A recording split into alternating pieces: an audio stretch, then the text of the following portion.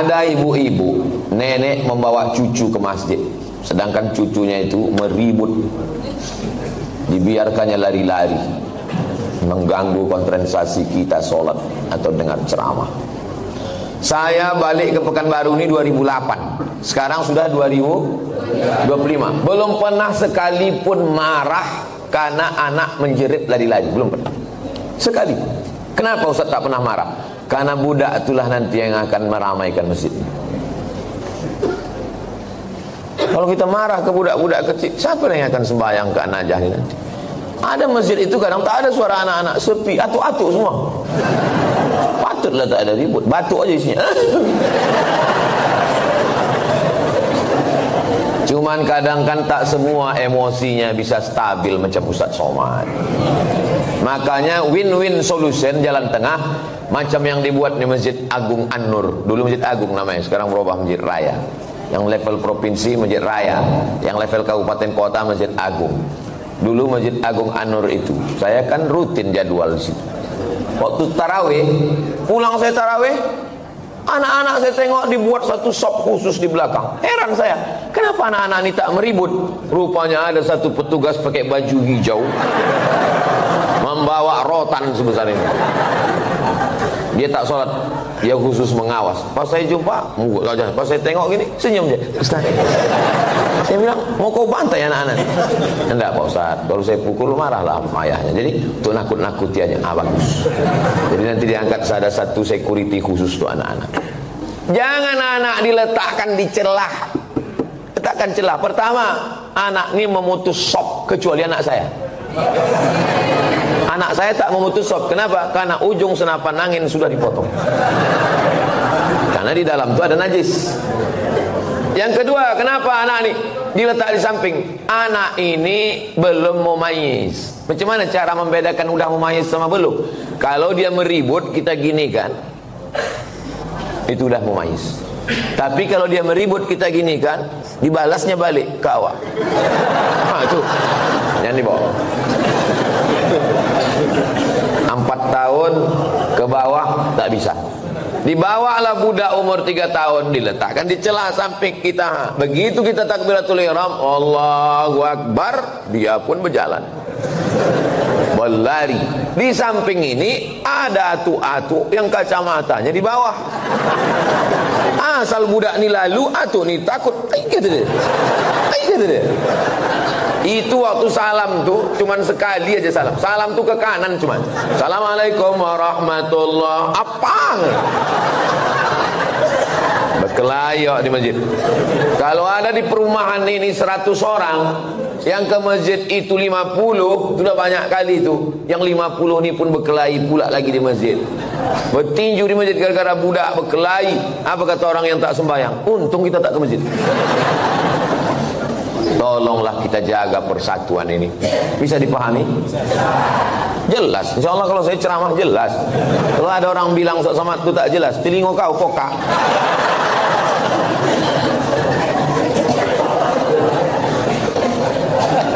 Bolehkah membaca Yasin di pemakaman Pak Ustaz?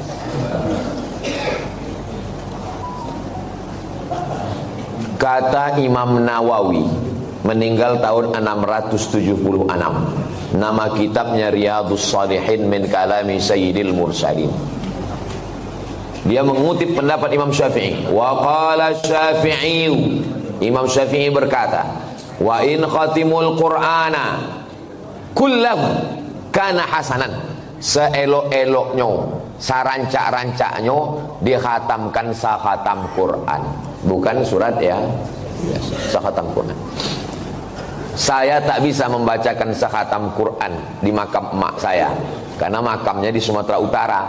Saya mau pergi, saya membaca di rumah. Di makam saya minta ada orang membacakan sakhatam di makam almarhumah emak saya, mengamalkan fatwa Imam Syafi'i.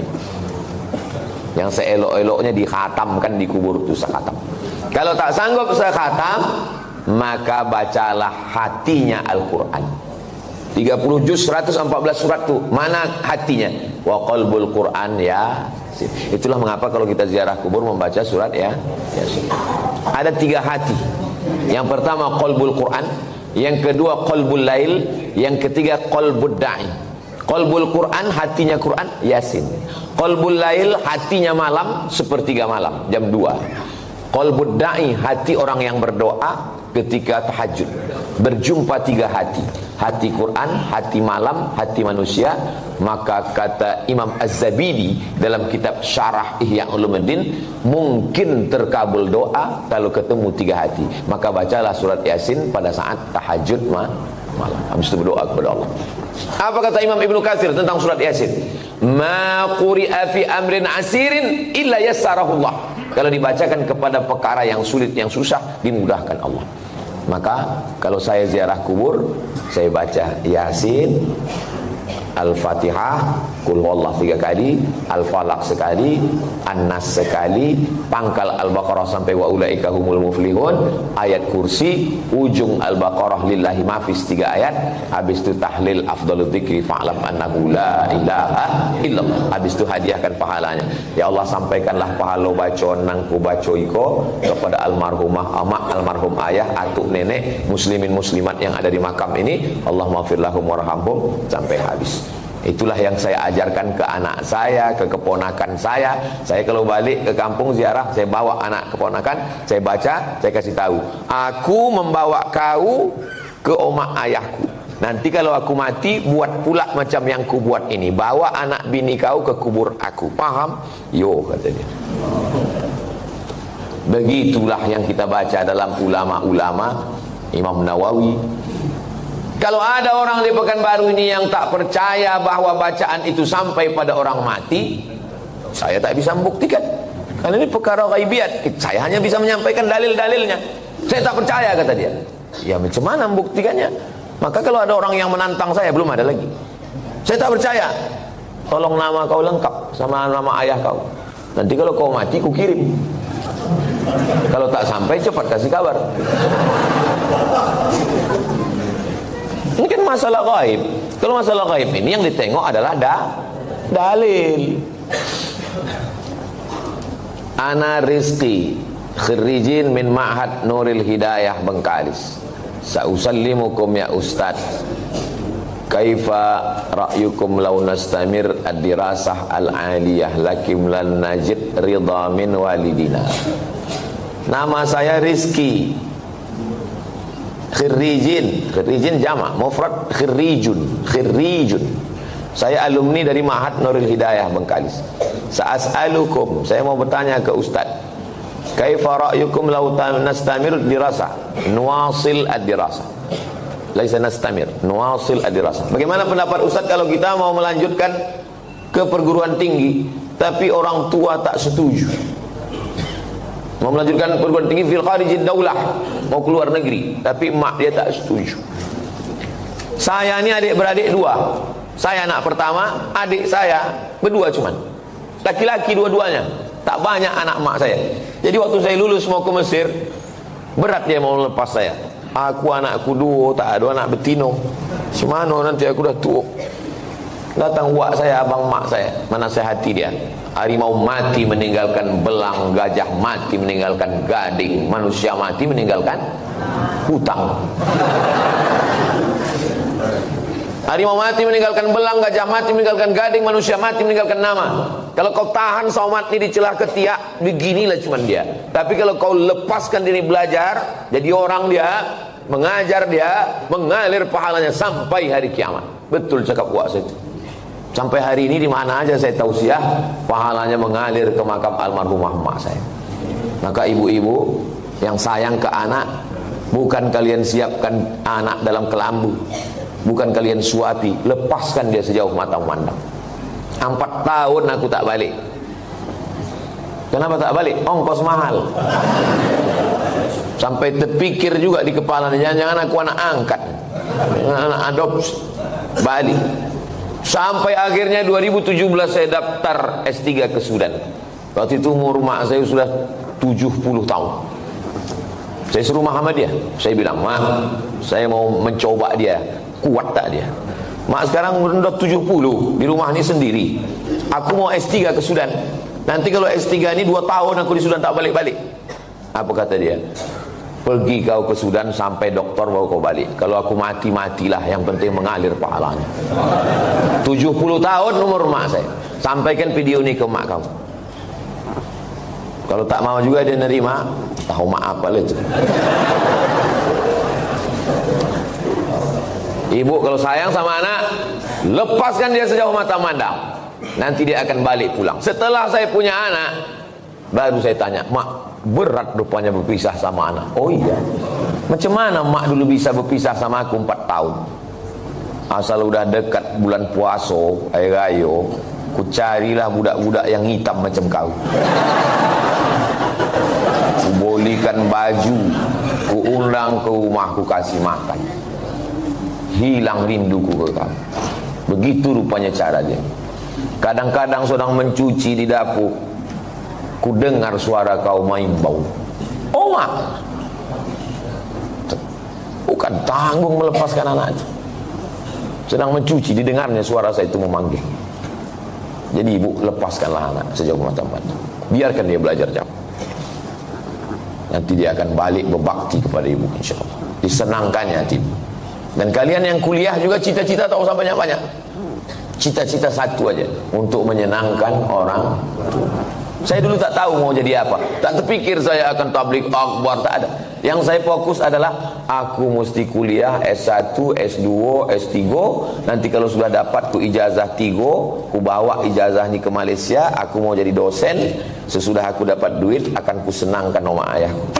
Itu cuma, tak banyak, tak lain. Maka tak pernah saya berdoa lebih, karena semua yang dikasih Allah lebih dari yang saya minta. Saya minta cuma S1, S2, S3, dikasihnya saya profesor. Saya cuma mau minta jadi dosen di Malaysia. Sekarang di mana aja saya bisa mengajar. Diminta di Universitas Sabah, diminta di Universitas Malaysia. Saya bilang, rektor, saya tak sanggup untuk mengajar per semester, saya mesti keliling. Saya datang 6 bulan sekali ya. 6 bulan sekali pun jadilah Pak Ustaz. Jadi setiap 6 bulan sekali saya datang kuliah. Bahagiakan orang tuamu. Lepaskan anakmu, wahai bapak ibu. Sejauh mata mandang, di hari petang dia akan pulang. Dia tahu di mana letak sarang. Mati kalian, mengalir amal jariahnya insyaallah. Walaupun nampaknya jawaban ini untuk mak ayah dia, tapi video ini ditonton oleh ayah-ayah, mak-mak yang akan melepas anak. Karena pulang kami dari sini nanti, kami akan melepas 50 anak Riau yang akan berangkat ke Al-Azhar Kairo, Mesir. Seminggu yang lalu saya di Makassar, melepas 50 anak Makassar yang akan berangkat ke Mesir. Orang tuanya saya nasihati, anak-anaknya juga saya nasihati, supaya orang tua melepas anak. Karena kalau kita tahan anak kita ini, siapa yang akan melanjutkan dakwah ini? Saya tak mau anak saya sekolah agama, nanti kurus macam Ustaz Somad. Saya ini kurus bukan tak makan.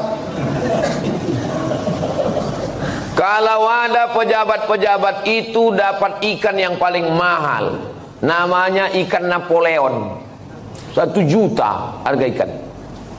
Ada bupati, ada kapolres, ada dandim, ada kepala dinas.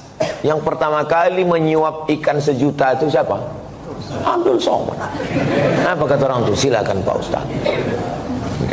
Dikasihlah ketam kepiting sebesar piring besar, disingkel. Bupati tak berani makan, tentara gagah dandim tak berani makan ketam. Polisi berseragam berpistol tak berani makan ketam. Tak kalian makan Pak, kolesterol Pak Ustaz. Saya makan ketam tuh habis hidup saya sampai sekarang. Berani Ustaz makan, baca doanya Pak. Apa doanya? Bismillahilladzi la yadurru ma'asmihi syai'un fil ardi wala fis sama. Ku sebut nama Allah, tak ada yang bisa memudaratkan baik di bumi maupun di langit. Nanti kalau saya sakit Pak Ustaz, aku tak tanggung jawab.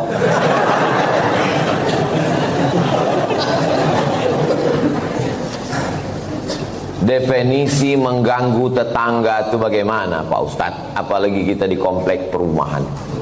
Mengganggu menurut syariat Islam, bukan mengganggu menurut perasaan. Kalau menurut perasaan, perasaan ini lain orang, lain kepala, lain orang, lain hatinya. Saya terganggu betul dengan tetangga saya ini Pak Ustadz. Kenapa kau terganggu? Bininya cantik kali. Cantik ciptaan Allah. Jadi yang maksud mengganggu itu adalah kalau bertentangan dengan syariat Islam. Saya terganggu dengan tetangga saya ini Pak Ustadz. Kenapa? Melihara anjing dia Pak Ustadz. Oh, dalam Islam miara anjing hanya boleh untuk menjaga kebun dari pencuri. Tempat kita aman, rumah rapat, maka tak ada alasan. Maka kita lapor ke RT RW, musyawarah, dudukkan bersama. Kadang jamaah ini mau mengambil hukuman segera, saya racun aja lah Pak Ustaz. Dipasang racun, rupanya anjing itu tak makan, dimakan kucing, awak mati kucing. Dimusyawarahkan. Wa amruhum syura bainahum. Hari libur, hari Ahad, rumah dekat-dekatan, dipasanglah lagu bum bam bum bam bum bam. Belilah earphone. Berapalah harga earphone? Dengar sendiri. Jadi dipasang satu komplek. Kan tak semua orang suka lagu itu. Apalagi di situ ada orang-orang tua yang jantungnya tak kuat. Mendengar itu, kata dia mati. Ini mengganggu. Menurut syariat pun tak betul. Nah, maka menurut syariat agama Islam, rumah berdekatan, sempadan cuma dinding, dinding pun tak penuh ke atas. Ditanamlah pula pokok mangga pas di situ. Buahnya apa tak asal menengok meniti itu. Nah, ini mesti menjaga. Maka kata Nabi, idza tabakhta, kalau kau memasak, faaksir ma'aha, banyakkan kuahnya. Pesan Nabi ke tetangga, kalau kau masak banyakkan kuahnya. Untuk apa? Berbagi ke tetangga, menyambung tali silaturahim. Kata almarhumah mak saya dulu, kalau tak menjulur labu, tak menjulur kundur. Ini pokok labu, ini pokok kundur, sama-sama ditanam. Menjulur itu maksudnya keluar pucuknya. Keluar pucuk labu, keluarlah pucuk kundur. Kalau tak keluar pucuk labu, tak keluar pucuk kundur. Apa maksudnya? Kalau tak kedatang makanan kita, tak datang pula makanan orang. Halus pepatah orang. Bagikan makan. Kata Nabi, kuah. Tapi yang pula gara-gara ceramah nih, kuah aja. Dulu sebelum Ustaz datang berbagi ayam kami, sesudah Ustaz kuah aja lagi. Gara-gara Ustaz Somad. Ya, tahaddu tahabbu, saling berbagi hadiahlah kamu, maka kamu akan berkasih sayang. Malam Jumat jumpa wirid Yasin. Dulu begitu orang jumpa, sekarang udah tak ada lagi jumpa. Jumpa pun di acara pesta nikah, walimah, udah tak bisa bertanya lagi. Dulu kalau tanya, siapa menantu kau nih? Macam-macam mirip. Ini anak Pak Fulan. Oh, takik mana juga, mau balancik-lancian nih rumahnya Jawa. Sekarang tak bisa lagi ngobrol. Pasti tanya, itu anak siapa? Apa? Anak siapa? Suara musik. Bum bam bum bam bum bam. Tak ada lagi silaturahim. Pasti tanya, itu menantu kau? Apa? Tak ada lagi silaturahim. La salam wala kalam. Alhamdulillah, Masjid An-Najah ini tempat kita bersilaturahim. Datang ke masjid, buat wirid Yasin malam Jumat, baca Yasin habis maghrib.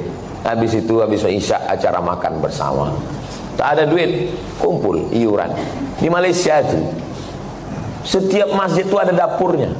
Saya perhatikan tuh, setiap masjid ada dapurnya, ada dandang besar dan bisa masak. Tidak usah masak yang repot-repot, masak nasi minyak, nasi mandi. Karena ayam nyembuk catus itu kumpul makan bersama. Di Malaysia itu ceramahnya tak terlalu banyak. Ceramah sikit aja, makan yang lama. Tempat kita ceramahnya panjang. Habis selesai keluar lami kecil-kecil. Di tempat lain. Kalau di An-Najah ini tak tahu kita. Kita tengoklah nanti. Saya menikah dengan seorang duda. Sudah 10 tahun pernikahan ini saya belum punya anak. Saya mempunyai anak sambung, anak sambung. Saya menyayangi dan mencintai seperti anak kandung saya. Anak sambung saya selalu meminta doa dan ridho dari saya. Apakah doa saya akan diijabah? Karena saya bukan ibu kandungnya. Dan jika saya meninggal nanti, saya tak ditakdirkan untuk punya anak. Apakah doa anak sambung saya nanti sampai ke saya, Pak Ustaz? Yang pertama, ibu sama anak kandung tuh sama anak sambung ini sampai mati tak bisa menikah. Karena menjadi mahram mu'abbad namanya. Mahram mu'abbad menjadi mahram kekal selama-lamanya. Karena sudah menjadi menikah sama ayahnya. Itu yang pertama. Yang kedua, wudu tak batal dalam mazhab Syafi'i. Yang ketiga, seandainya saya lewat di kuburan di depan Hotel Mutiara Merdeka dekat Leton, saya mau pergi nih, lewat kuburan itu saya baca doa, Assalamualaikum ya ala diyar minal mu'minin wa inna insyaallah bikum lahiqun yarhamullahu mustaqdimina wal mustaakhirin nasallallahu wa lakumul afiyah Allahumma fir lahum warhamhum. Doa saya sampai apa tak sampai? Doa saya sampai apa tak sampai? Sampai. Padahal saya tak kenal sama orang itu, sampai doa. Apalagi anak sambung. Kenapa ragu doa tak sampai? Oh, jadi doa sampai Pak Ustaz? Sampai. Lalu apa makna dalam hadis itu? Waladun solihun. Maksudnya amal saya kepada orang mati itu sampai. Bukan tak sampai. Amal kita ini semua kepada orang mati sampai. Kalau tak sampai amal kita kepada orang mati, tak ada sholat jenazah. Sholat jenazah itu amal orang hidup apa orang mati? Orang hidup untuk orang mati. Jadi kalau ada orang mengatakan amal orang hidup tak sampai kepada orang mati, nanti pas dia mati jangan sembahyangkan. Bisikan, kau dulu bilang tak sampai kan? Tak sampai kau. Amal orang hidup ini sampai ke orang mati. Terus Pak Ustadz itu katanya anak yang soleh. Masih fokus nih, masih fokus. Ini Abdul Somad. Abdul Somad ini kalau mati amalnya kan putus semua kan? Putus kan? Masih bisa dia ceramah? Putus. Masih bisa dia sholat sunnah Isra? Tapi ada 3 amalnya yang dulu tak putus. Yang pertama, shadaqatun jariyah. Disumbangkannya 2 sak semen ke Masjid An-Najah. Putus atau tak putus? Tak putus. Karena setiap hari orang sholat mengalir ke dia. Itu kan amal dia dulu. Yang kedua, ilmun yuntafa'u bih. Ceramah dia di Masjid An-Najah. Ceramahnya itu dulu atau sekarang? Dulu. Habis mati tetap mengalir, diamalkan oleh jamaah. Yang ketiga, anaknya. Anaknya itu kan amal dia itu. Yang ketiga, inilah orang. Ya kok amal dia Pak Ustaz? Kalau bini itu cuma ditengok aja bisa dia hamil. Jelas? Tak jelas juga payahlah aku menjelaskan. Anak saya itu amal saya. Amal saya. Jadi hadis itu bukan bercerita hanya doa anak saja yang sampai. Hadis itu mau menceritakan amal-amal dulu tetap mengalir sesudah salah satunya anak. Jadi yang tak punya anak atau meninggal jomblo tak usah takut, kami mendoakan. Ini Ustaz ini emosi, tidak emosi. Memang begitu dia kalau menjelang sarapan itu memang begitu. Seumur-umur saya membaca pertanyaan, inilah tulisan yang paling cantik. Cantik kan? Cantik kan? Bisa pula rapi menulis. Saya bolak-baliklah menulis rapi, tak bisa-bisa. Memang irilah saya menengok tulisan. Mudah-mudahan anak saya bisa cantik tulisannya begini. Assalamualaikum, berapa kali lah dia mencobanya ini. Assalamualaikum warahmatullahi wabarakatuh. Waalaikumsalam. Alhamdulillah wa syukurillah. Alhamdulillah wa syukru lillah. Saya kurang. Alhamdulillah wa syukru lillah. Alhamdulillah wa syukru lillah. Jadi jangan syukurilah. Bukan syukurilah, syukurilah itu bahasa Indonesia, syukurilah ya. Kalau bahasa Arabnya alhamdulillah wa syukru lillah. Semoga Ustaz Somad dalam keadaan sehat dan selalu dalam lindungan Allah. Amin. Sekarang tak boleh lagi doa menyebut amin, dilarang oleh Bawaslu. Karena udah musim-musim kampanye. Saya ini menyampaikan menuju pemilu damai. Ini penting bagi Bapak Babinsa dan Babin Kamtipmas untuk menjaga ketertiban. Jadi nanti jangan heran kalau udah 100 hari menjelang pemilu, ghairil maghdubi alaihim waladdallin. Tak boleh, itu keberpihakan. Sunyi nanti masjid diam.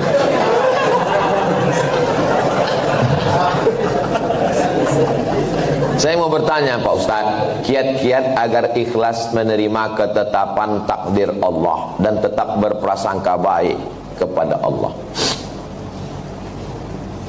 Mohon doanya Ustaz untuk seluruh istri pejuang garis 2. Pejuang garis 2 itu maksudnya yang belum hamil. Kalau udah dipakainya tes spek itu kan 2. Ini penjelasan bagi yang belum berbini. Yang udah berbini pun tak paham juga.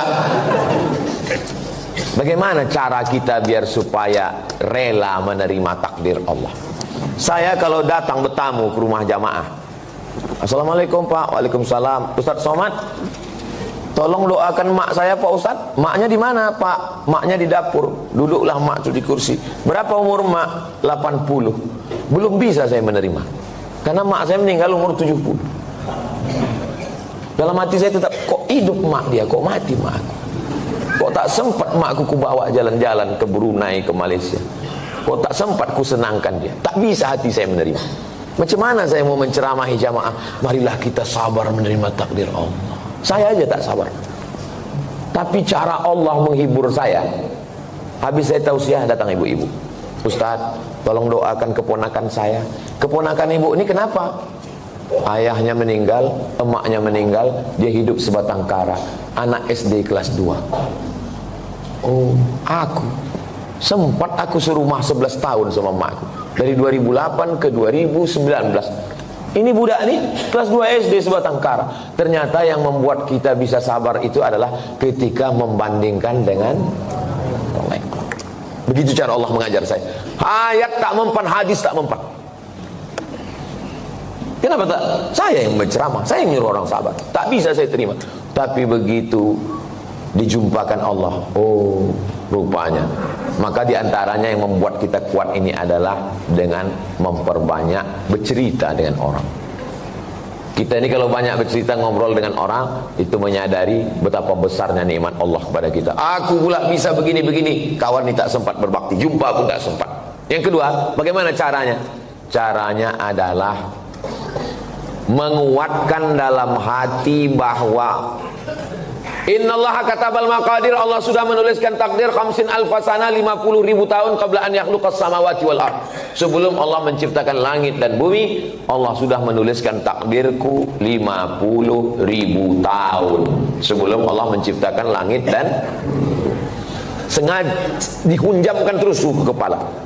Abdul Somad, Allah sudah menuliskan 50.000 tahun sebelum menciptakan langit dan bumi bahwa kau sama emak kau itu cuma sampai 2019. Lebih dari itu bukan kuasa kau. Asal terlintas itu terus. Otak itu dihunjamkan dengan hadis itu. Yang ketiga, membuat sesuatu yang terus mengalir. Bersedekah untuk santri, untuk Palestina. Asal teringat, baca Al-Fatihah. Teringat macam-macam, baca Al-Fatihah. Malam Jumat, baca Al-Kahfi, baca Yasin. Hadiahkan pahalanya. Undang anak yatim, fakir, miskin. 3 itulah cara untuk mengurangi beban hati kita.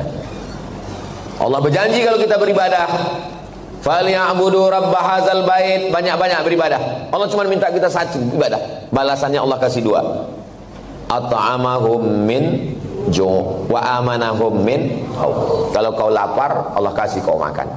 Kalau kau risau, amanahum, Allah beri kau aman, tenang. Syaratnya banyak ibadah, perbanyak ibadah. Pagi solat isyraq, solat duha, malam bangun mandi, solat sunat wudu, solat sunat taubat, solat sunat tahajud, solat sunat hajat. Zikir, banyak bertasbih. Zikir 3 pilihan. Zikir banyak, zikir pilihan 3. Pertama istighfar, yang kedua sholawat, yang ketiga afdalul zikri fa'lam annahu la ilaha illallah.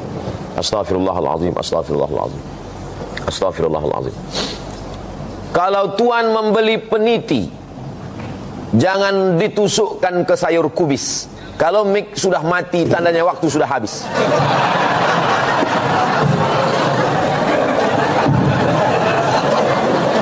Kalau tuan membeli peniti, jangan dicucukkan ke sayur kubis. Kalau mik sudah mati-mati, tanda waktu sudah habis. Di akhir majelis mari kita sama berdoa kepada Allah supaya Allah menjadikan hati kita ini ridha menerima takdir Allah Subhanahu wa taala. Tapi usaha tak pernah berhenti. Yang belum berjodoh terus berusaha, mudah-mudahan dapat jodohnya. Yang belum garis 2 terus berusaha, makan toge, makan kacang-kacang, makan sayur, berdoa. Nabi Ibrahim alaihissalam baru lahir anak Ismail umur 86 tahun. 86 tahun baru dapat anak Ismail. Istrinya yang diponis mandul namanya Sarah, rupanya mengandung setelah Ismail umur 13 tahun. Waktu itu umur Nabi Ibrahim 99 tahun. Akhirnya punya anak. Waktu anak itu lahir, tersenyum Nabi Ibrahim. Karena udah diponis orang istrinya mandul takkan punya anak, senyum dia. Senyum itu bahasa Yahudinya Yitzhak, bahasa Arabnya Yithak. Maka dikasihnya nama anak itu Ishak. Ishak itu artinya tersenyum bahagia. Saking kan lucunya cara Allah ingin menguji seorang hamba. Tak ada yang sulit. Innama amruhu iza arada syai'an ayaqula lahu kun. Tak ada yang sulit bagi Allah. Allah cuma ingin menengok air matamu tumpah di tengah malam. Allah cuma ingin melihat sujudmu lebih lama. Dalam perjalanan hidup saya, dipukul ombak, diempas gelombang, baru saya paham. Rupanya kalau hidup ini tenang-tenang saja, tidak akan melahirkan nakhoda yang ulung. Kalau tidak tajam ombaknya, sujud kita sebentar. Tapi kalau pukulan itu kuat, lama sujud kita dan terasa nikmat. Karena tak ada lagi kawan yang bisa diajak berbisik. Akhirnya kita berbisik ke tanah. Malaikat-malaikat di langit memintakan doa itu dikabulkan Allah Subhanahu wa ta'ala. Mudah-mudahan kita termasuk orang yang diberikan Allah kekuatan istiqomah iman dan Islam.